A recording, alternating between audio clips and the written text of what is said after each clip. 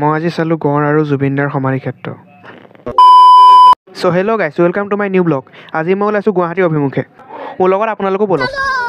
গাইছ, মই আজি গুৱাহাটীলৈ ইমান দূৰ বাট কৰিবাই গৈ আছোঁ। কেলৈ গৈ আছোঁ মোলৈ গম পাব বাৰু। তাত আকৌ হাতীও দেখিলোঁ। আহি আমনি লাগিলে, অকণমান ৰখি লৈছোঁ। এতিয়া আকৌ আমি পালোঁহি কাজিৰঙা। মই আকৌ ইয়ালৈ আহি গঁড় চাবলৈহে লাগিলোঁ। আপোনালোকে দেখিছে নাই? গঁড় চৰ চাই এতিয়া যাবলৈ ওলালোঁ। মোহনৰ ভীষণ চিন্তা। যি কি নহওক চাহকণ মেইন। এতিয়া পালোঁহি জখলাবন্ধা। ভোকো লাগিছে, কিবা এটা খাই লৈছোঁ সেইকাৰণে। আপোনালোকেও কিবা এটা খাই কৰি লওক। আহি আছোঁ আমনি লাগি গৈছে। এতিয়া আমি আহি সোণাপুৰ পালোঁহি। আমি সোণাপুৰত কিছু সময় ৰ'লোঁ। বহুত ভাল লাগিলে। জুবিন দা যে আমাৰ মাজত নাই আমি অনুভৱেই কৰিব পৰা নাই। ইয়াত ৰাইজৰ বহুতো সমাগম দেখিবলৈ পোৱা গৈছে। আমি সকলোৱে এটাই বিচাৰোঁ যাতে জুবিন দাই ন্যায় পাওক। জুবিন দাৰ গানৰ মাজতে আমি জুবিন দাক জীয়াই ৰাখিব লাগিব। জুবিন দাৰ সমাধি ক্ষেত্ৰত বহুতে কিবাকিবি অৰ্পণ কৰিছে জুবিন দাক সন্মান জনাই। জুবিন দা হৈছে সৃষ্টিৰ আধাৰ।